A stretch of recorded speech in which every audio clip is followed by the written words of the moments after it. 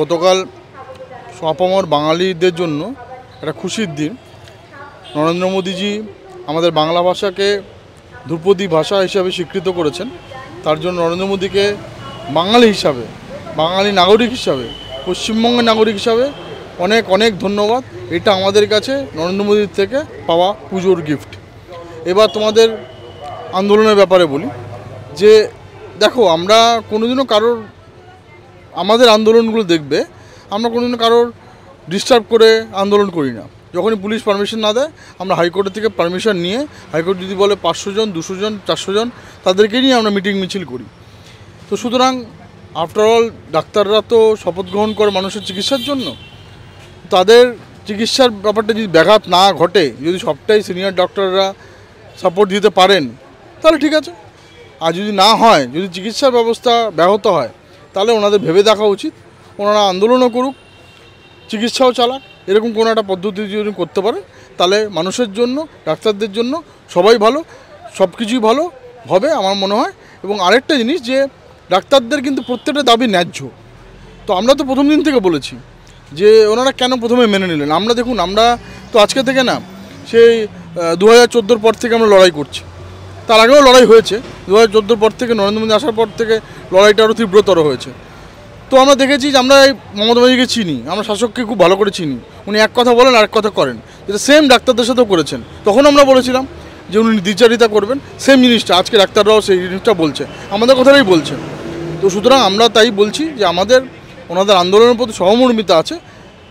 সাথে সাথে আমাদের নাগরিকদের জন্য, আপামর নাগরিকদের জন্য যারা এই সরকারি হসপিটালগুলোতে যায়, যাদের চিকিৎসা প্রয়োজন, তাদের চিকিৎসার যদি ব্যাঘাত না ঘটে সেইভাবে যদি আন্দোলন করা যায়, সেটাই আমরা কামনা করব।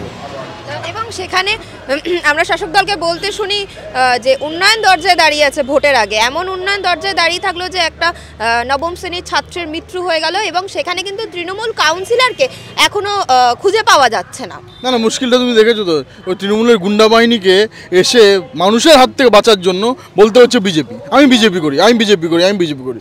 অথচ ওখানকার প্রত্যেকটা মানুষ তাকে চেনে, লোকাল মানুষ, লোকাল ঠুনকো নেতা, কিন্তু তাদেরকে বলতে হচ্ছে যে আমি বিজেপি করি। তার কারণ হচ্ছে ওর সবাই বুঝে গেছে, তৃণমূলের লোকজনও বুঝে গেছে যে বিজেপির প্রতি মানুষের আস্থা আছে। একমাত্র বিজেপিই পারে এই গুন্ডা বাহিনীকে আজকে মায়ের সাথে গঙ্গায় বিসর্জন দেওয়ার জন্য। তো সুতরাং সেই জন্য আজকে দেখো, এটা কোনো তো বিচ্ছিন্ন ঘটনা নয়, এরকম কত ঘটনা ঘটেছে। আজকে কলকাতায় হয়েছে, তোমরা যাচ্ছ, আজকে গ্রামে গঞ্জে প্রতিদিন এরকম ঘটনা ঘটছে, যার মৃত্যুর কোনো বিচার হয় না, যার মৃত্যুর কোনো এফআইআর হয় না, যার মৃত্যুর কোনো আন্দোলন হয় না, কিচ্ছু হয় না। এটা পশ্চিমবঙ্গ মানে খুব অপ্রিয় সত্যি কথা। এবং সেখানে আমরা এই দুর্গাপুজোকে ঘিরে নানান জায়গায় আমরা তো এখন দেখি থিমের লড়াই হচ্ছে। গত বছর অবধি দেখে এসেছি, এই বছর থিমের লড়াইতে বারবার কোথাও গিয়ে অভয়ার চিত্রটাকে ফুটিয়ে তুলছে। কি বলবেন, এটা প্রতিবাদের ভাষা হিসেবে বলবেন না? অনেকে সমালোচনা করছেন যে কেন এই নক্কারজনক ঘটনা কেন প্যান্ডেলে প্যান্ডেলে ঘটবে, কি বলবেন? না দেখুন, যেরকম অনেকে বলেন না, আমাদের তো আন্দোলনে দেখেছি আমরা বিভিন্ন রকম শিল্পীরা তাদের নানা রকম শৈল্পিক ভাবে আন্দোলনের প্রতিবাদ করেছেন।